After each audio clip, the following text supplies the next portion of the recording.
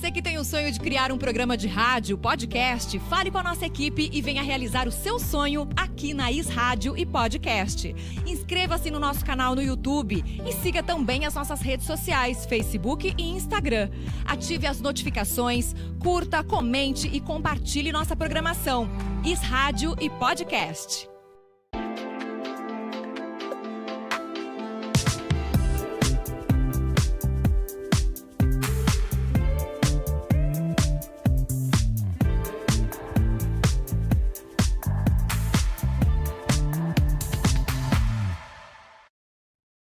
Olá, muito boa noite, sejam todos bem-vindos a mais um podcast Momento Imobiliário. Eu sou Maurício Pegoraro, corretor de imóveis, e toda sexta-feira nós batemos um papo aqui abordando vários assuntos dentro desse universo maravilhoso que é o mercado imobiliário.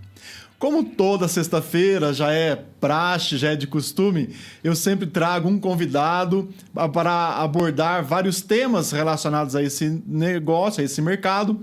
E hoje vamos fazer aí um trabalho um pouco diferente, uma formação diferente, e onde eu serei o entrevistado e daqui a pouquinho vou apresentar o entrevistador da noite. Mas antes disso, eu quero pedir a sua colaboração. Compartilhe comigo esse link que você recebeu, envie aí para o seu amigo, para a sua amiga, para os seus familiares. Hoje vamos abordar um assunto extremamente importante, que é a análise de risco na aquisição de um imóvel. Ninguém quer correr risco da compra de um imóvel, já pensou? Vamos tratar disso muito profundo nessa noite. Então compartilhe lá no grupo da família. Tem aquele cunhado que mora na tua casa já faz uns 3 anos falando que uma hora ele sai. Cutuca ele e fala: olha, se você fizer uma análise de risco direitinho, você vai encontrar o teu imóvel próprio e vai sair daqui. Vamos fazer uma oração forte que vai dar certo.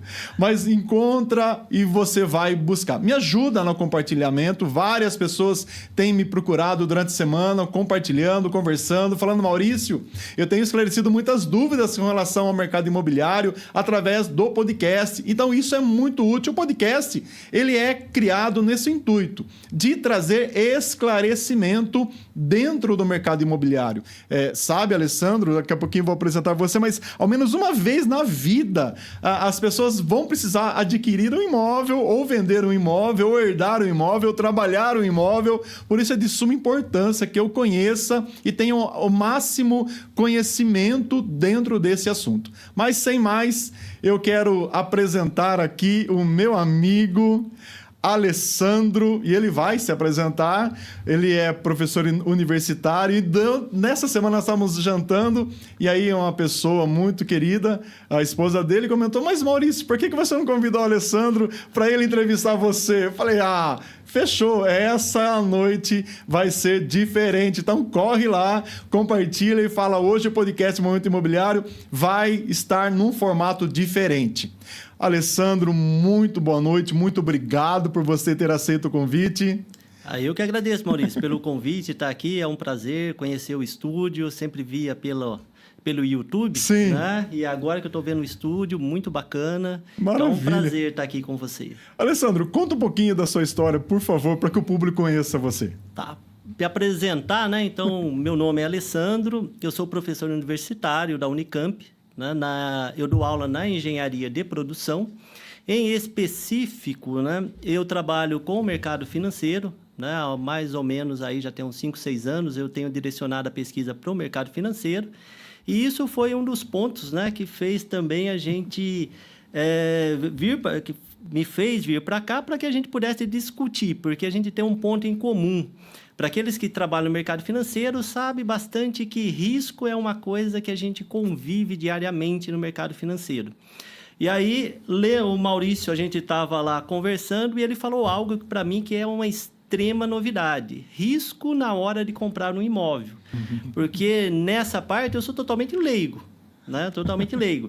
E aí o Maurício começou a falar, a gente conversando, e ele falou: não, mas a compra de imóvel envolve risco, né?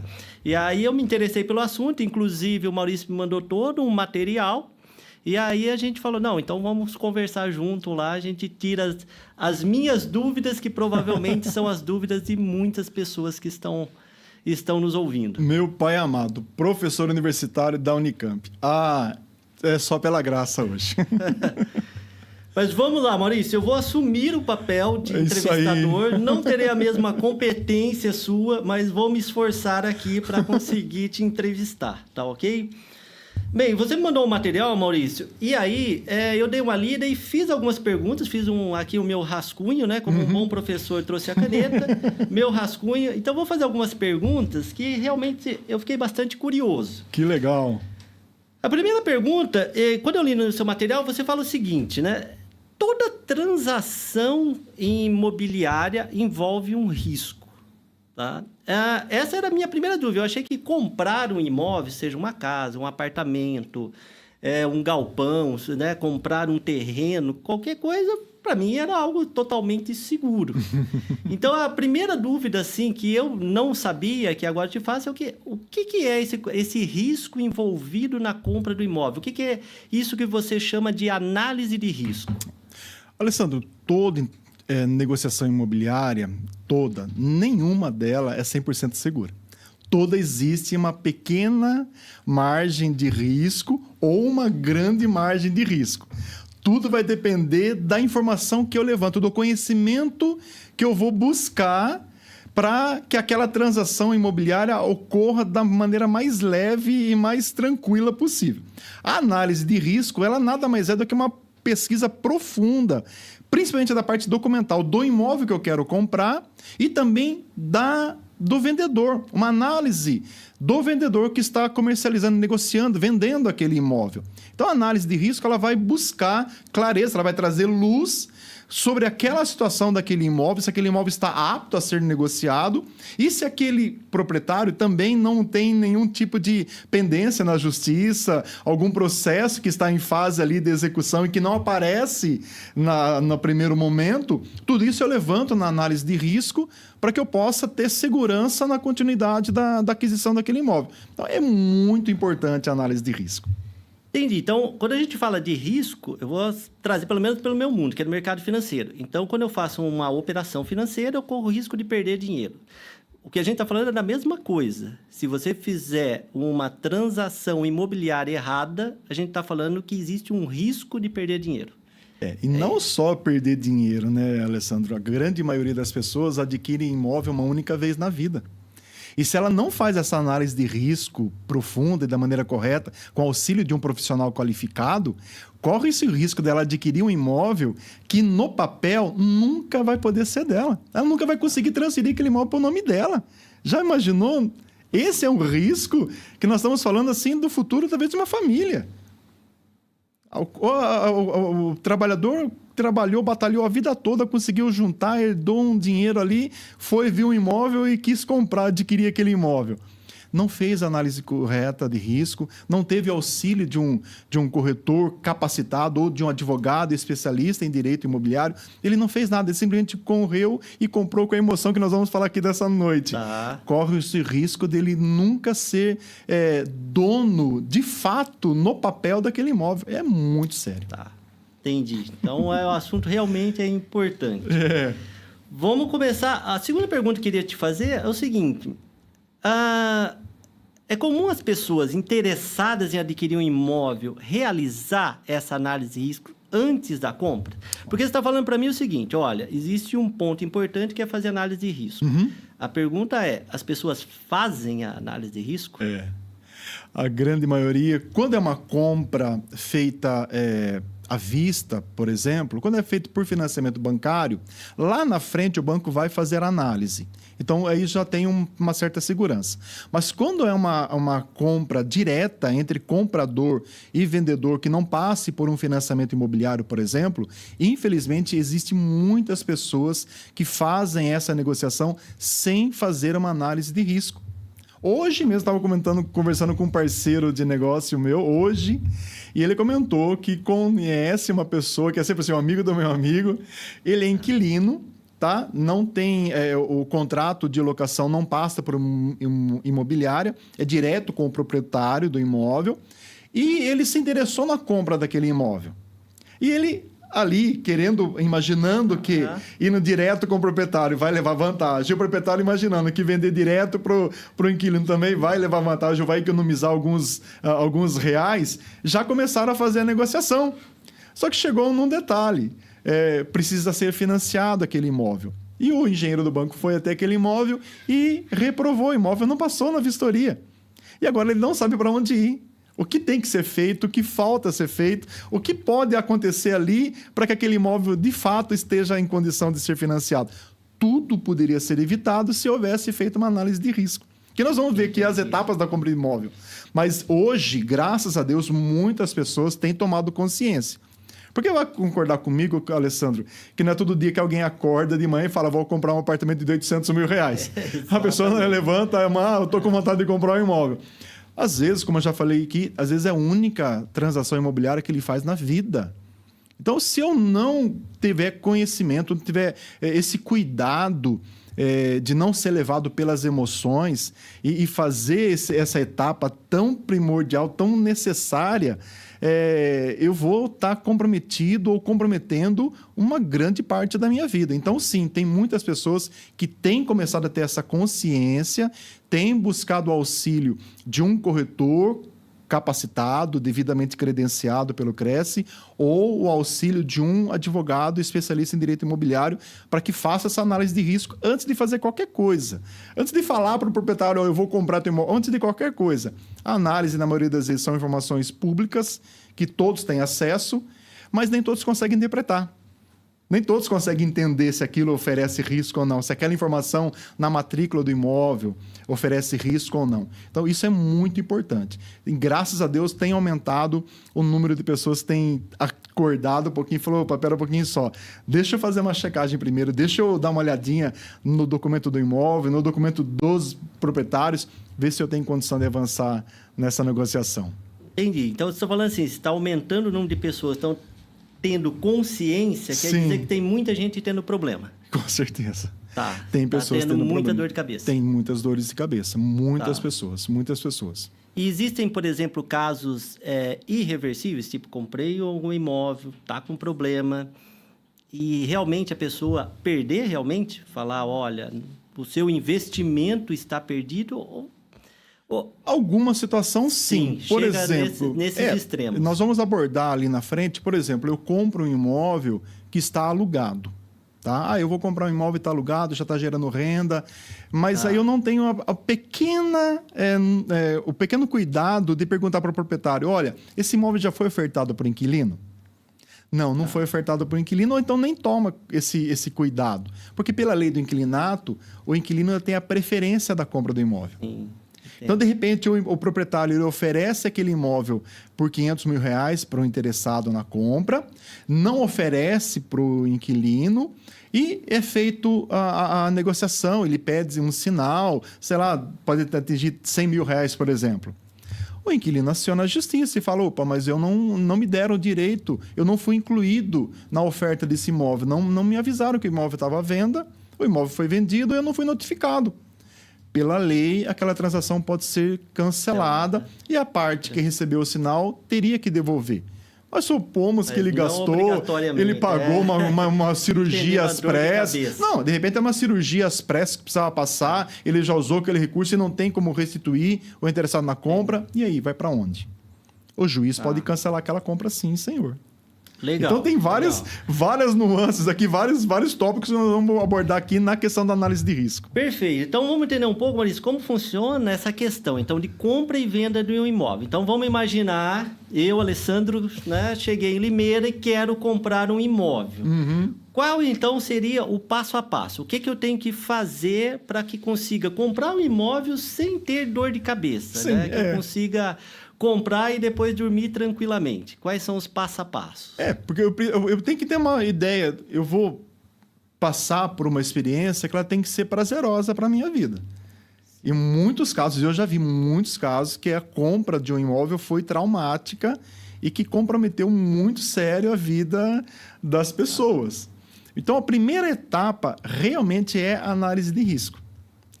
A primeira etapa, qualquer coisa antes de se fazer, de amarrar a negociação, de trazer para próximo as partes interessadas na venda e na compra, antes de qualquer coisa, é realizar a análise de risco. Porque eu realizando a análise de risco, Alessandro, eu vou conseguir ter a informação.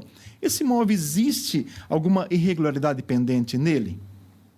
Por exemplo, quando foi comprado o imóvel, foi comprado esposo e esposa. E tem lá casado em comunhão de bens e está lá averbado na matrícula do imóvel a compra daquele imóvel. Mas passou-se o tempo, divorciaram, ok? E não foi averbado o divórcio na matrícula do imóvel. O marido, né, o ex-marido e o proprietário fala, não, o imóvel é só meu, eu acordei de boca com a minha ex-esposa, eu vou dar uma parte para ela da venda, então não precisa. E a pessoa que está comprando, muito assim, por falta de informação, não traz a ex-esposa para fazer parte daquela negociação. E só faz a negociação com o ex-esposo. A ex-esposa consta na matrícula do imóvel, não está averbado o divórcio. Ela é proprietária também. Ela é proprietária também. E aí assina-se o negócio, é concretizado a compra e venda, a ex-esposa aciona a justiça, espera um pouquinho só, eu não fui consultada, eu não concordo com a venda daquele imóvel. Cadê ela no contrato? Não aparece. Então, tudo isso é importante. Quando eu vou fazer uma análise de risco, eu vou fazer uma leitura da matrícula do imóvel, que é o raio-x, que é todo o RG do imóvel, desde o seu nascimento, que era um lote, que depois houve uma área construída, passou por construção, reforma. Tudo aquilo vai sendo averbado, até mesmo um divórcio, um óbito, tudo aquilo vai sendo averbado na matrícula do imóvel. Quando eu faço uma análise de risco, eu checo aquelas informações e confirmo se o que o proprietário está me dizendo confere ou não. Então, essa questão é muito importante. Outra irregularidade que pode acontecer, eu checo a CND do IPTU, se não tem pendência na prefeitura. Vamos lá, sou leigo na área. CND. Certidão negativa de débito. Tá ok. Desculpa, perdão. Eu tenho que bater lá na prefeitura e falar, olha, o imóvel do fulano de tal tá devendo IPTU? Tá devendo IPTU. Isso nós vamos ver daqui a pouquinho, que é o Property Rem, que é a dívida só pelo fato daquele imóvel existir. Não tem nada a ver com o proprietário ou com o comprador. Aquele imóvel, só pelo fato dele existir, ele já gera dívida. E se eu não tenho conhecimento se está tudo em condomínio, por exemplo, um imóvel com pendências do condomínio pode ser levado a leilão, por exemplo, e a pessoa está comprando e não tem aquela informação. Então, na análise de risco, eu vou levantar todas essas informações e ter certeza de que aquilo está de acordo ou não. Eu começo dizendo para você o seguinte, se eu não passo pela etapa da análise de risco com o devido cuidado que ela merece, é a mesma coisa de eu construir uma casa e focar só no acabamento e não me importar com a fundação, com o alicerce da casa. A casa é feita de alicerce de qualquer forma, de qualquer jeito, mas eu estou preocupado mais em dar um banho de loja no final. Tá. Não resolve. Não vai dar certo. Então, a análise de risco é o alicerce daquela compra. Então, ela tem que ser muito bem fundamentada, muito bem estruturada. Por exemplo, se há ou não dívidas ocultas naquele imóvel. Vamos supor que aquele proprietário ele é um empresário e está para estourar uma dívida trabalhista. Na análise de risco, eu consigo levantar essa informação que não aparece na matrícula do imóvel. Eu vou falar para o comprador, falar, olha, esse imóvel aqui ele corre o risco de ser penhorado. Você quer dar sequência da mesma forma na compra do imóvel?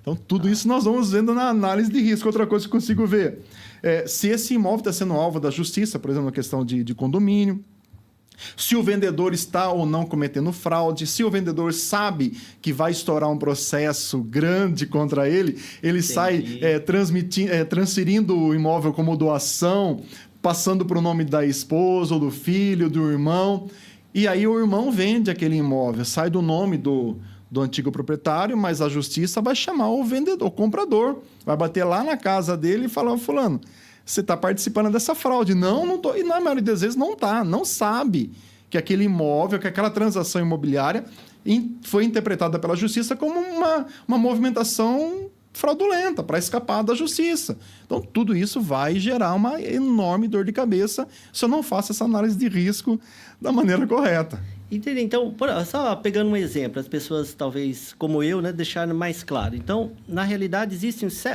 um conjunto de fatores que pode trazer uma grande dor de cabeça. Sim.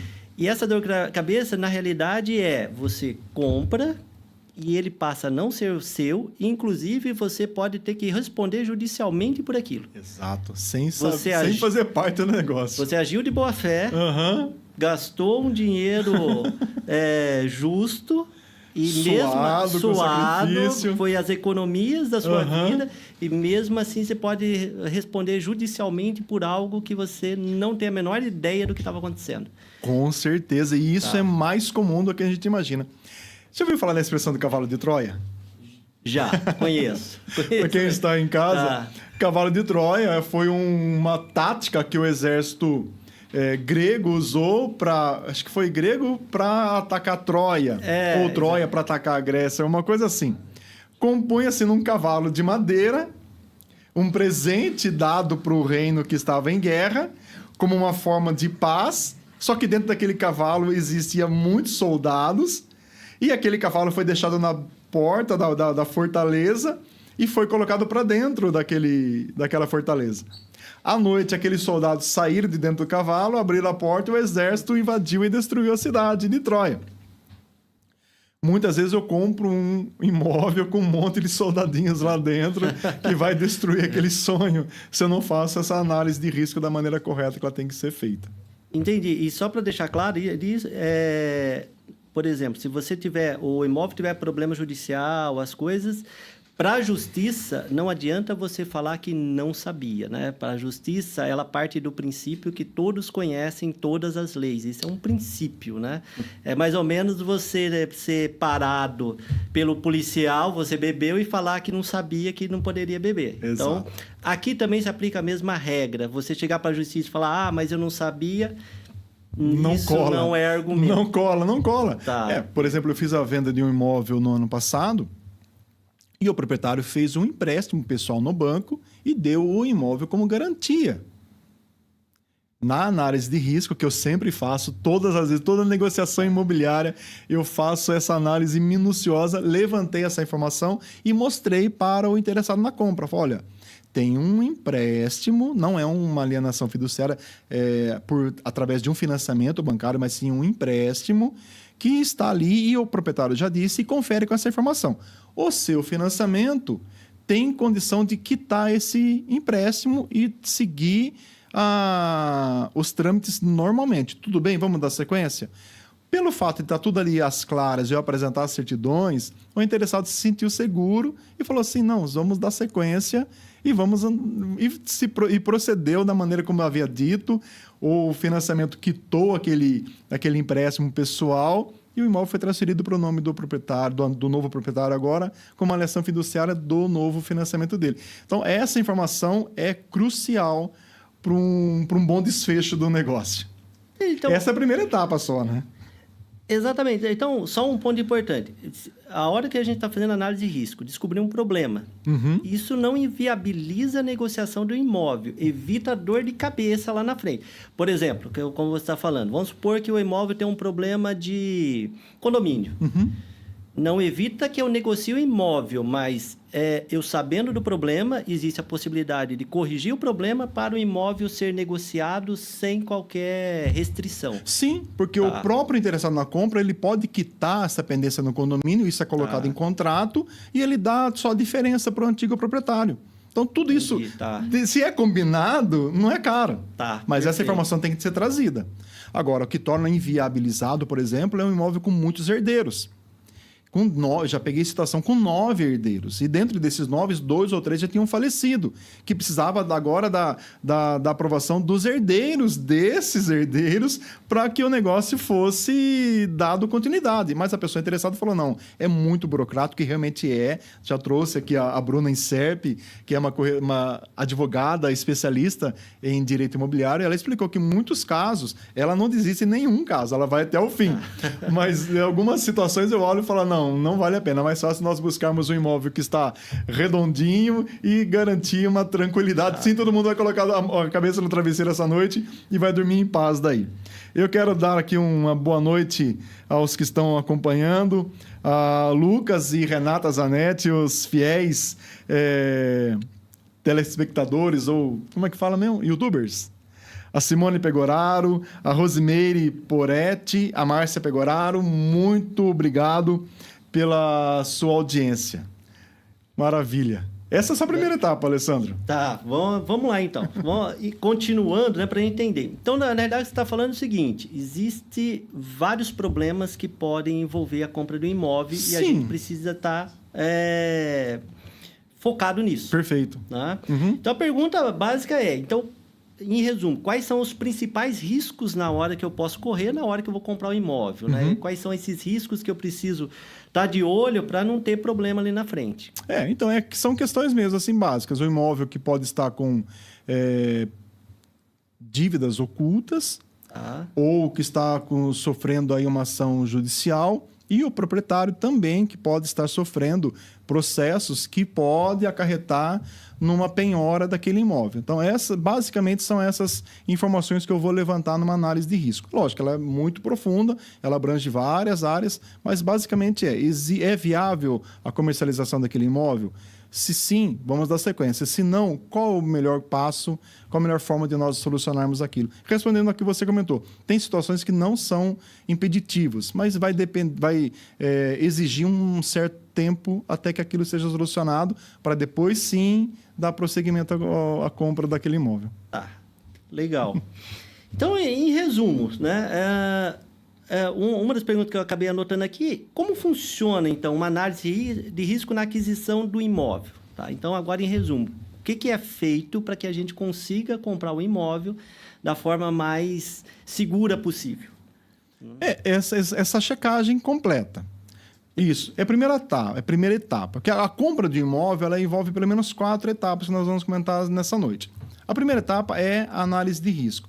Eu tendo a segurança de que aquele imóvel está em dia, está tudo regularizado, todas as informações que o proprietário passou, confere, as informações do proprietário, as análises com relação ao proprietário também está em ordem, não existe nenhum processo, nenhuma ação trabalhista, que é uma das principais causas, não é uma ação, não é um objeto de fraude a venda daquele imóvel, está tudo em ordem. Então, nós passamos da primeira etapa na compra do imóvel e nós iríamos para a segunda etapa na compra do imóvel, que é a confecção do contrato de intenção de compra e venda. Tá, então vamos lá para essa segunda etapa. Contrato de compra e venda, que Sim. Eu vi que existe algo que você fala que até que chama de contrato de gaveta, tem um contrato de gaveta, tem um contrato mais oficial, né? Eu estou falando agora como leigo, que você comenta que tem um que realmente é oficial e tem um que muitas pessoas usam, mas esse não é oficial e também pode trazer problemas. Sim. Porque assim, eu passei da primeira parte, do primeiro estágio, que é a análise de risco do imóvel. A segunda etapa é a aproximação das partes. Porque assim, vamos supor, você quer comprar um determinado imóvel, você me mostra, eu faço a captação e faço a análise de risco daquele imóvel. Volto e falo para você, Alessandro, aquele imóvel está apto para ser comercializado. Está tudo redondinho, está tudo direito, apresento as certidões para você, o proprietário também está apto a vender aquele imóvel, está tudo bem, vamos dar sequência? Maurício, vamos dar sequência. O proprietário, está bem, vamos dar sequência na venda? Vamos dar sequência. Aí a gente parte para a segunda etapa, que é a aproximação, que é onde entra o contrato de intenção, contrato particular de compra e venda ou contrato de intenção de compra e venda, onde eu vou oficializar a intenção de comprar aquele imóvel e o proprietário vai oficializar a intenção de vender aquele imóvel para aquela pessoa interessada. Estou amarrando aquele negócio. Só que aí tem um detalhe. Esse contrato ele vai dar norte de como vai acontecer aquela transação. Onde vai colocar várias cláusulas ali e um grande problema, Alessandro. Boa parte dos brasileiros, eles assinam contratos sem ler as cláusulas. Tem muita cláusula. Ele lê. Mas aí que tá. É por isso que nós estamos abordando esse assunto nessa noite, que é importante eu me cercar de pessoas qualificadas e competentes para aquilo. Fazer uma análise de risco ou acompanhar essa negociação de compra e venda não é para qualquer pessoa, porque envolve muito dinheiro. Então, tenho que ter acesso à segurança de estar acompanhado de um corretor qualificado e capacitado de confiança ou de um advogado especialista em direito imobiliário. No meu caso, como corretor imobiliário, eu faço uso do auxílio de um advogado especialista em direito imobiliário. Eu me cerco de pessoas qualificadas, competentes, para que não tenha nenhuma margem de risco. E outra coisa, no contrato, muitas vezes a pessoa chega e ela vai... chegou até na parte do contrato, mas vamos assinar porque amanhã é outro preço. Vamos assinar hoje porque amanhã não vai mais estar disponível, vai mudar a tabela. A pessoa vai no desespero, assina... sem entender nada do que são aquelas cláusulas. O contrato de intenção de compra e venda nada mais é a aproximação e o esclarecimento daquela negociação para que ela fique boa para os dois lados. É o ganha-ganha. O contrato não pode ser viciado e beneficiar só o comprador e o vendedor ser prejudicado, e não só beneficiar só o vendedor e o comprador ser prejudicado. Então, eu recomendo, hoje mesmo, eu acabei de fazer uma observação de um contrato. Quando eu faço essa minuta de contrato que eu chamo, eu passo para as partes e falo, olha, encaminhe para o advogado da sua confiança. Eu sempre falo isso. E ver se está tudo ok. Porque é muito comum nesse contrato de aproximação das partes, um advogado do comprador pedir para que altere uma cláusula ali. Imediatamente eu pego aquela cláusula, envio para outra parte e também peço para que ele olhe. Depois que juntou tudo e não tem mais nenhuma dúvida das partes, eu encaminho para o meu jurídico e falo, olha... Está de acordo? Está em conformidade com a lei? Tem alguma coisa, tem alguma cláusula que anula outra cláusula? Está tudo em ordem? Está conforme a lei? Podemos dar sequência? Nosso advogado vai fazer alguns ajustes e vai ficar bom, até ficar bom para as duas partes. Não é algo assim muito rápido, mas eu prefiro ir e voltar várias vezes nas três assistências jurídicas, assessoria jurídica, para que a hora que for assinar... Está todo mundo seguro do que está sendo feito. Muitas vezes a gente vai na emoção. O brasileiro gosta, é um povo emocionado, que assina na pressa. E existe até uma frase que muitos corretores usam, Alessandro, dizendo assim, que o travesseiro é inimigo do corretor. Por quê? Porque ele visitou o imóvel hoje, ele gostou daquele imóvel, ele quer comprar, então muitos corretores correm em confeccionar o contrato, porque nesse contrato de aproximação das partes tem multa. Se uma das partes desistir sem justa causa, aplica-se uma multa. E não é barato, pode chegar até 10%, até 16% do valor do imóvel. Se é um imóvel de R$1 milhão, estamos falando aí de 160 mil. Bem considerável. Bem considerável. Então, muitos corretores, não estou desqualificando, pelo amor de Deus, mas assim, corre em amarrar as partes... Para que a negociação ocorra. Entendo. Eu tenho o hábito de pedir para que as partes encaminhem para os advogados deles, para que todos estejam seguros, todos estejam esclarecidos do que está sendo feito. Então, essa parte do contrato eu gosto muito, que é uma briga, é uma luta, é um vai, bate e volta. Mas eu prefiro, Alessandro, encontrar alguém na rua e a pessoa agradecer a assessoria que eu dei, até recebo alguns feedbacks, e a pessoa fala, Maurício, muito obrigado, porque tudo... O que você comentou, tudo que você me prometeu, um proprietário me procurou. Ele falou, Maurício, tudo que você me prometeu, no início, quando você me procurou para vender o meu imóvel, você cumpriu até o fim. Muito obrigado. Eu prefiro ser abordado por uma pessoa e ouvir isso do que eu ter que cortar caminho porque eu levei uma pessoa a se precipitar e porque ele amarrou e tem uma multa, ela não conseguir mais voltar atrás. Então tem toda essa situação. Eu quero só aqui a Alice, ela está aqui. Boa noite, agradeço pelas informações e gostaria de complementar perguntando, há casos em que um proprietário constrói uma casa, tira o habite e depois retira a área permeável, Nesse caso, isso pode prejudicar o comprador? Se o proprietário ele altera o imóvel e não informa ao comprador, mas também, Li, se eu vou checar na matrícula do imóvel. Se não houve essa alteração na área construída, já vou identificar que há algum risco ali. Não é um impeditivo para um financiamento imobiliário, por exemplo. Mas o comprador vai ter dificuldade para retirar o habite dele na prefeitura daquele imóvel. Vai ter que voltar àquela área como ela era no início, como foi apresentado na planta e foi aprovado pela prefeitura. Não inviabiliza o negócio. Mas na checagem da matrícula, na checagem da análise de risco, eu apresento para o comprador, olha, houve uma alteração aqui e para que o teu imóvel esteja regular, é necessário você voltar ao início, voltar àquela planta que foi aprovada na prefeitura. Aí entra-se num acordo. Ou o proprietário dá um desconto ou ele se responsabiliza em entregar o imóvel exatamente como está informado na prefeitura. Então é isso, a situação. Espero ter esclarecido a sua dúvida e muito obrigado pela sua participação. E nesse caso, se ele alterou o imóvel, ele consegue também, ele não precisa voltar à condição inicial, mas ele consegue regularizar perante a prefeitura, dependendo da situação, ele consegue pagar para a prefeitura e ela regulariza a documentação. A regularização onerosa. É a onerosa que o pessoal comenta, né? Porque assim, que a prefeitura viu que é uma briga interminável. Se ela não desse essa chance dos imóveis estarem regularizados, nunca iria chegar num fim. Porque a quantidade de imóvel irregular na cidade é gigante, é muito grande. Então, assim, a prefeitura abriu esse espaço para que a regularização onerosa. Só que também não são todas as edificações que passam pelo crivo da onerosa.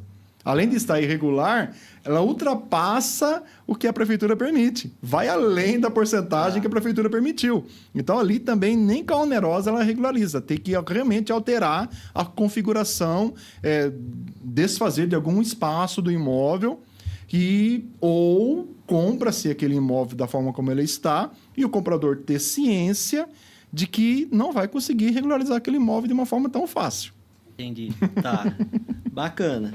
Não vai ser tão fácil. Vai ser tão fácil fazer. Mas daí bate de novo na tecla. A gente vai chegar aqui. É importante eu fazer uma correta análise de risco antes da aquisição do imóvel. Todas as informações têm que ser levantadas. Todas. Legal. Então, olha, seguindo o procedimento, fizemos análise de risco e fizemos o contrato de compra e venda, né? Exato, o contrato de intenção de compra e venda. De intenção de compra e venda. Exato. Se até aí correu tudo bem, qual seria a próxima etapa para garantir essa negociação? Então, e muitas vezes a pessoa para por aí. Ela para por aí. Nós estamos nem na metade do caminho ainda. E é onde você encontra muitos contratos de gaveta, onde a pessoa só tem esse contrato de intenção de compra e venda. Que é esse que eles chamam de contrato de gaveta. Porque ele não existe uma escritura. Tá. Ele não foi atrás de regularizar aquele imóvel. E nós vamos abordar aqui o problema sério que corre se eu ficar só com esse contrato. Esse imóvel não é meu ainda. O terceiro passo, a terceira etapa na compra de um imóvel é eu pegar esse contrato, pegar a matrícula de inteiro teor do imóvel, pegar as certidões que eu fiz a análise de risco e ir até ao cartório de notas e confeccionar a escritura de compra e venda daquele imóvel, onde eu vou oficializar de forma pública aquela negociação, onde eu estou dando mais um passo de oficializar aquele imóvel, eu como o legítimo proprietário daquele imóvel. Mas também não paro por aí. Mas a escritura, ela é de suma importância. Não fica no contrato. O contrato é apenas uma aproximação. E eu vou até ao cartório de notas e oficializo. Olha, tem as partes aqui, onde apresenta-se o ITBI pago, que é o Imposto sobre Transação Imobiliária da cidade. Eu apresento todas as garantias que aquele imóvel foi, de fato, checado. Às vezes o cartório nem pede que seja apresentado as certidões, mas eu prefiro apresentar, porque vai estar lá registrado. Olha, a aquisição desse imóvel foi apresentada as certidões negativas e tudo estava nos devidos conformes. Procede, vamos dar sequência daí. E essa parte da escritura, ela é acima de 30 salários mínimos, ela é obrigatória a passar por essa fase na negociação. É obrigatório esse imóvel ser escriturado. Só que ainda assim, Alessandro, não é o final. Não, o imóvel não é meu ainda. Por enquanto, a gente não consegue comprar. Em muitos casos, eu encontro a pessoa que só tem a escritura do imóvel. Ainda não é ela não sabe que o imóvel não é dela ainda. Ela não sabe.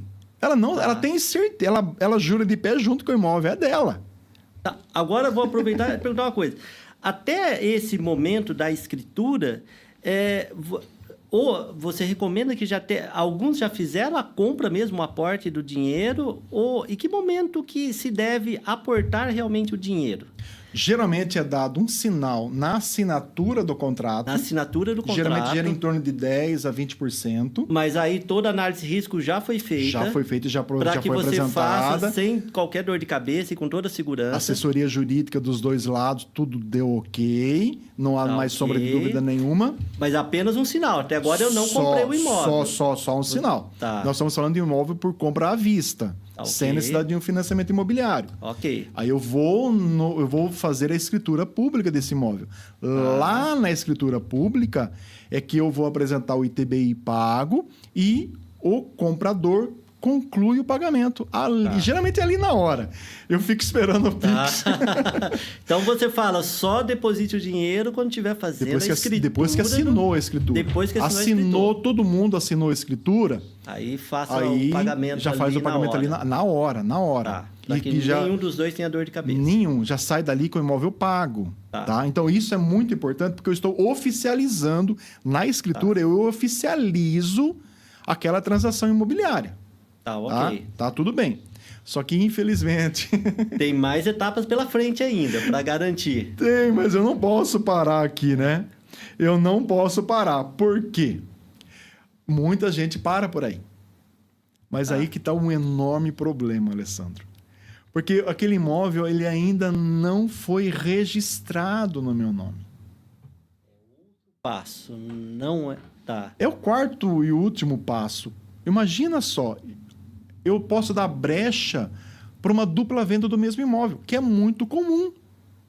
A pessoa pode, uma pessoa mal intencionada pode vender o mesmo imóvel para duas pessoas. E eu pergunto para você, quem vai ser o dono oficial daquele imóvel? Quem registrou aquele imóvel. Quem foi, que pegou a escritura e levou ao cartório de registro e averbou na matrícula daquele imóvel a operação de compra e venda daquele imóvel. Olha, tal dia, fulano de tal comprou tal imóvel pelo valor X e o tabelião lá assina e dou fé que isso realmente aconteceu. Mas só que esse cidadão já havia vendido esse imóvel para uma outra pessoa. Tá, que parou simplesmente na escritura. Que ficou na escritura. E alguém vai bater na casa dele, ou ele vê que alguém construindo naquele terreno, entra em desespero, mas esse terreno é meu. Não, esse terreno aqui é meu. Não, é meu, tá aqui, ó, tá na matrícula, tá averbado. Juridicamente, o dono é quem registrou aquele imóvel. Você só é dono de um imóvel quando você registra. Então, um recado para quem está em casa. Eu não quero causar caos na sexta-feira à noite, misericórdia, vão dormir em paz. Mas se por acaso você adquiriu um imóvel e você só tem a escritura dele... Porque assim, muitas pessoas falam, mas eu não tenho dinheiro para registrar esse imóvel. É muito pequeno o aporte financeiro comparado à dor de cabeça. Misericórdia. Imagina você bater alguém na tua casa e falar, esse imóvel é meu. Não, é meu. Não, é meu. E você precisar acionar a justiça, advogado, pedir comprovação dos vizinhos que realmente vai sair muito mais caro. Sai muito mais caro, é muito moroso. A justiça está sobrecarregada de processos. Sobrecarregada. Aí o juiz vai ter que parar tudo que está fazendo para atender você que não leu, não fez uma análise de risco anterior. Saber que aquele imóvel... Não, pera um pouquinho só. Então, é importantíssimo. Eu passei o meu imóvel, passei a escritura, eu fiz a escritura pública da compra e venda. Maravilha. Eu preciso ter agilidade, Alessandro, para ir para a quarta etapa? Urgente. Urgente. Acabou de fazer a escritura, já vá, procure fazer o Um registro. pequeno exemplo, Alessandro. Vamos supor, tá? Vamos supor que você só tem a escritura do imóvel. E o vendedor tem vários bens, ele vem a falecer. E vai ser feito um inventário. Qual imóvel vai ser arrolado como propriedade daquele homem que faleceu? O imóvel que você comprou. O imóvel que você comprou. E para você provar que focinho de porco não é tomado? E você vai ter que lidar com os herdeiros. E se houve uma briga familiar entre os herdeiros, se eles não estão se entendendo na divisa dos bens, que é algo mais comum que a gente imagina? É muito comum ver disputa entre herdeiros. Infelizmente, no mercado imobiliário, você vê muitas famílias se desfazendo. E eu já peguei casos. A pessoa pediu para que eu fosse avaliar a casa. Eu cheguei para avaliar. Duas irmãs pediram, vai avaliar tal casa lá. Meu irmão que mora lá. Eu, maior boa vontade, marinheiro de primeiro, ingênuo. Cara, eu só não apanhei já nessa vida por misericórdia de Deus. Só por meu irmão. Pô, mas espera aqui, só. Eu moro aqui. Vocês estão vendendo a minha casa? Como assim? Ele falou, não, eu nunca... Ele contou para mim, eu trabalhei com meu pai a vida toda. Meu pai nunca me deu nada. Essa casa eu reformei todinha. Eu tenho muito mais parte dessa casa do que as irmãs que querem vender. Não é justo elas quererem vender a casa. E você vem bater na minha casa para querer avaliar ela e colocar à venda? Eu não concordo. Aí as duas no WhatsApp. E aí, conversou com ele? O que ele falou? Eu não sou juiz de causas familiares. Não pode, não. Eu falei, meu amigo, com licença, me perdoa de eu ter te incomodado. Não, esse problema não é meu, não posso resolver. Agora, imagina se é feita uma compra dessa, uma venda dessa, tem a escritura pública e você não vai registrar. E esse cidadão vem a falecer. E a mulher dele, que já não bate muito com as outras duas irmãs, quem garante que vai assinar em paz aquela venda? É uma garantia de dor de cabeça. É uma garantia de dor de cabeça. Perfeito. Eu não registrar a escritura da compra daquele imóvel, eu estou comprando uma gostosa dor de cabeça. Em algum momento você vai ter uma dor de cabeça se você não ter o registro. Com certeza. O registro é o que você precisa para chegar e falar, esse imóvel é meu, eu estou descansado. Empresta dinheiro do pai, do cunhado, faz qualquer coisa, registra. Se você tem um imóvel que você não registrou, peça auxílio de um corretor responsável, qualificado, ou de um advogado especialista em direito imobiliário para te orientar. É algo muito simples, você já está ali no finalzinho. Não vale correr o risco. Já pode ir para o final. Só em questão de valores, assim, um registro imóvel em termos de percentual do valor do imóvel. Em torno de 2% do valor do imóvel. Não é algo que vá... E melhor, se a pessoa está comprando imóvel pela primeira vez, ela tem 50% de desconto no registro do imóvel. Nossa, tá. Se você está adquirindo um imóvel pela primeira vez, na hora de você registrar aquele imóvel, você tem direito, tá? Você tem que solicitar esse direito, mas você tem direito a 50% de desconto no registro do imóvel. Já é um incentivo para você registrar. Justamente isso, para você aliviar a justiça, sair dos casos de família e ser o dono oficial daquele imóvel. Misericórdia. Eu não sabia da seriedade desse mercado imobiliário, Alessandro. Aí eu comecei a deparar com uns casos assim de briga de família, que às vezes eu tenho que estar ali no meio. Eu falo, porque eu encontrei um propósito através da minha vida profissional, de uma forma de servir as pessoas, servir a Deus servindo as pessoas. Eu gosto de aconselhar, eu gosto de orientar, eu gosto de conversar. Eu ajudando as pessoas a solucionar problemas, eu me sinto realizado. É um propósito que eu encontrei realmente. Eu pego alguns casos assim problemáticos e você vai.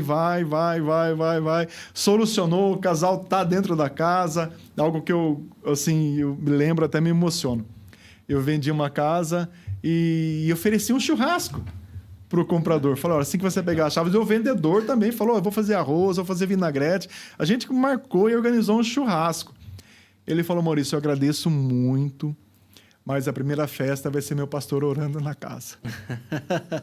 Muito bacana. Cara, aquilo assim, falou, olha só a seriedade, a santidade que é você está comprando e auxiliando uma pessoa a comprar um imóvel onde a família dela vai crescer ali. Exatamente. Isso é muito importante. Espiritualmente falando, isso é muito importante para mim. Então, assim, não cabe, dentro da análise de risco, que é o assunto dessa noite, não cabe correr o risco de você só ficar abraçado com a escritura e achando que o imóvel é seu. Em muitos casos peguei. A pessoa, não, o imóvel está regularizado, o imóvel dá financiamento, e você vai pegar, só existe a escritura. Tá. E você puxa a matrícula, só tem matrícula, só tem o terreno averbado, só lá do loteamento, não aconteceu mais nada. Eu acredito que por ingenuidade das pessoas, né? Muitos, por ingenuidade, por falta de conhecimento, né? A falta de conhecimento leva a muita dor de cabeça. Exato. É a falta de conhecimento. Conhecimento é poder. Conhecimento é poder. Acaba levando a essas dores de cabeça. São coisas, por exemplo, eu como leigo na área, não imaginava jamais que era todo esse processo para que se você evitasse problemas, né? Para mim era simples, lá, faz um contrato, vai no cartório e acabou. E aí, cara, assim, as pessoas falam, puxa, mas o corretor imobiliário ganha muito. Não, a comissão, para que faça um trabalho de qualidade, deve ser cobrado isso do corretor, que está intermediando a compra e venda sua. Essa comissão é justamente para fazer esse trabalho para que a pessoa não tenha essa dor de cabeça futura. É para isso que funciona o corretor imobiliário. Bem qualificado, credenciado, devidamente capacitado para fazer esse processo. Aí, chegando nesse caso, a comissão que o Cresce orienta, que é 6% em cima da negociação, acaba sendo irrisório perto da dor de cabeça que livra aquela família, tanto o vendedor como o comprador. Acaba diluindo. Dissipa o risco, né? Acaba com o risco e a pessoa está muito bem segura no imóvel dela. Ok, fazendo o registro do imóvel, aí a gente encerra todo o processo de operação. Uhum. Tá? Então, basicamente, 4 etapas, grandes etapas. 4 grandes etapas. Análise de risco, depois a gente faz o contrato de intenção de compra e venda. Intenção de compra e venda, a matrícula, a escritura pública do imóvel. E depois o registro do imóvel. Eu preciso obrigatoriamente passar por essas 4 etapas. Se eu passar por essas 4 etapas, o imóvel realmente é meu, eu não tenho mais dor de cabeça. Pode fazer a festa, pode marcar o churrasco, chamar o pastor, faz o que você quiser, a casa é sua. Tá. Então, agora, tem mais alguma etapa nesse processo? Não. Finaliza não, nisso, no processo né? não. Tá. No processo não. Finaliza aí o processo de compra. Tá, ok, o processo de compra. Processo de compra. Em média, Maurício, esse tempo para passar por todas essas etapas, em média, é quanto tempo um imóvel? Considerando que ele não tem problemas, né? Que você vai fazer toda a análise, ele é um imóvel legalizado, não vai ter nenhum problema. Toda essa etapa, em média, quanto tempo? Depende, tá? Mas vamos considerar aí, em média, de uns 40, 45 dias para que o imóvel que vai passar por financiamento imobiliário, ele depende da engenharia, ele depende de uma série de trâmites dentro do cartório, de registro, para que aquele imóvel seja oficializado, a alienação fiduciária no banco e também com os dados do novo comprador, do novo proprietário daquele imóvel. Então, pode ser levado de 30, se for um imóvel pagamento à vista, é rápido, tá? Faz a análise num dia, análise de risco num dia. No dia seguinte, pode-se contratar um engenheiro por conta própria e fazer uma avaliação no imóvel. Depois parte-se para a escritura pública e depois já vai direto para o cartório de registro. Então, em 30 dias você consegue concluir. E o que não justifica, muitas vezes, as pessoas levar anos para regularizar um imóvel. Então, essa parte de risco, principalmente, ela é rápida. Ela é rápida. Ela é rápida de fazer. Está falando mais ou menos um dia, uma pessoa especializada... especializada, com conhecimento, ela consegue fazer isso. Ela consegue. Levantar essas informações e poder passar essa segurança. Então. Sim, e ela consegue, e além de tudo, Alessandro, ela consegue fazer isso até de maneira até distante, até maneira remota. De repente, a pessoa está em São Paulo, ela quer comprar um imóvel na Praia Grande, por exemplo. Eu, daqui de Limeira, consigo assessorar? Consigo fazer essa análise de risco? Sim, eu consigo. Porque todas as informações são digitais. E até os cartórios também informam as matrículas, eu consigo ter acesso de forma digital. Então, não há necessidade alguma de você passar por perrengues aí na compra de um imóvel, sendo que você pode contratar uma pessoa, mesmo que à distância ele faça essa análise de risco para você. Tá, Então é um jogo rápido. Então, qualquer pessoa que estiver ouvindo em qualquer lugar do país, se quiser chamar o Maurício para fazer uma análise de risco, Estamos aí. Consegue, com certeza. Consegue. Perfeito. Consegue. E agora, talvez, acho que da minha parte, assim, ficou claro, né, como é o processo. Eu não sei se tem mais alguma coisa nesse processo de compra. Não, é só questão mesmo assim de abordar a importância, quais são os riscos de uma transação imobiliária sem que seja feita a análise de risco. Tá, mas a minha dúvida é o seguinte, todo corretor, ele fará obrigatoriamente isso? Por exemplo, se eu contratei um corretor, eu já estou tranquilo, eu não preciso cobrá-lo daquilo, ele fará obrigatoriamente aquilo, ou às vezes tem corretor que fará, tem corretor que não fará, não vamos discutir os motivos. Sim. Mas assim, contratei um corretor, obrigatoriamente todos farão, ou tem uns não importa o motivo que fará, outros não. Tem que ser cobrado. Eu preciso cobrá-lo. Precisa cobrar e pedir. Pelo menos me certificar disso.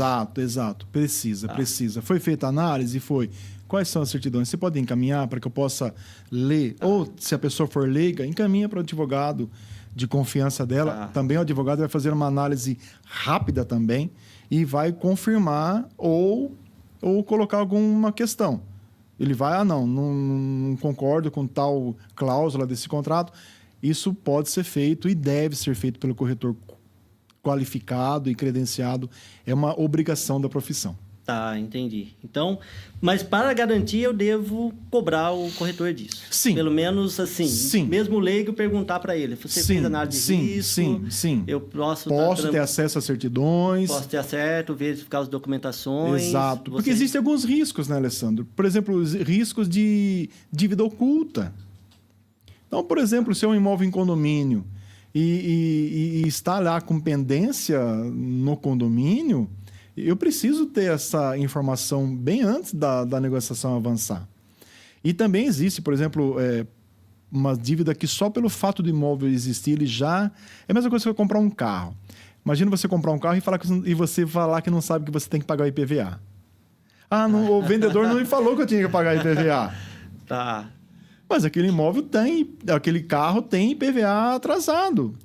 E você vai cobrar do antigo proprietário, ou você vai ter que arcar com aquela situação.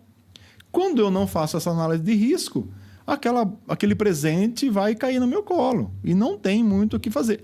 Ainda que no contrato de intenção de compra e venda eu coloque lá que se caso surja alguma dívida referente ao período que esse imóvel pertencia ao antigo proprietário, é de responsabilidade do antigo proprietário quitar em uma única vez o mais rápido possível.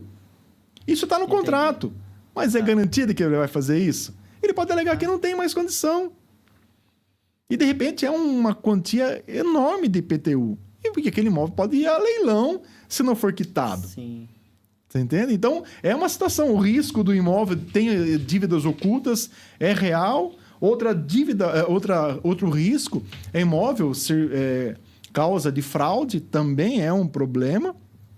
O cidadão, já comentei aqui, o cidadão ir transferindo todos os imóveis e eu não consigo enxergar aquele problema à primeira vista e mais cedo ou mais tarde o oficial de justiça vai bater na minha casa e eu vou ter que provar. Então, isso é uma situação complicada. Imagina a mulher que vai atender o oficial de justiça, ela liga para o marido no emprego dele, fala, tem um cidadão aqui querendo conversar com você, essa casa não é nossa. Essa casa vai ser penhorada. Imagina! Tá. Não compensa, não vale a pena. Outro problema também que eu quero abordar aqui bem também, estamos terminando aqui, é o direito do inquilino. A pessoa comprar o imóvel sem saber se aquele inquilino foi respeitado o direito pela lei do inquilinato, se foi dado àquele inquilino o direito da compra. Outra coisa que acontece também, por exemplo, o proprietário ele vende aquele imóvel por 500 mil, mas vai registrar no cartório por 250 para pagar um menor lucro imobiliário. E aquele imóvel foi ofertado por inquilino por 500 mil. Aquele inquilino fica sabendo que aquele imóvel foi registrado por 250 mil, ele entra na justiça e fala, opa, ele ofereceu esse imóvel por 500, mas foi registrado por 250, e com 250 eu conseguia comprar. O juiz cancela aquela compra e obriga o proprietário a vender por aquele valor. Isso é um ponto importante. Tem um inquilino no imóvel.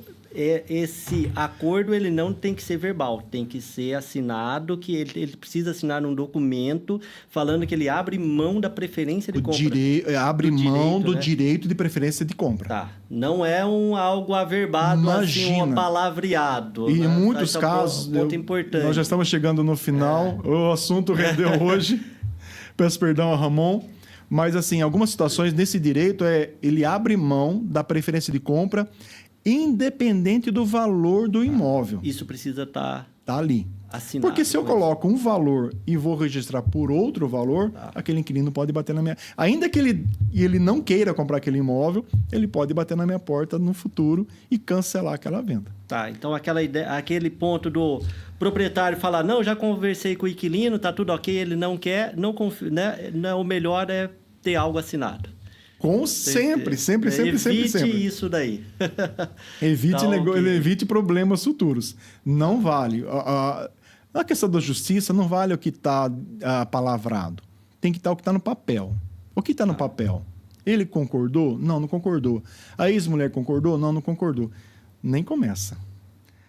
Para nós encerrarmos aqui essa noite, várias pessoas aqui. A Alice disse, olha, esclareceu, sim, agradeço. A Cultura Fê Comerciários, boa noite. Paulinho do Cinecol, boa noite, queridos, ótimas dicas. Kelvin Santana, podcast especial. A Cíntia Raquel Ferraz, que está aqui conosco, muito esclarecedor. Alice, mais uma vez ela faz a participação dela.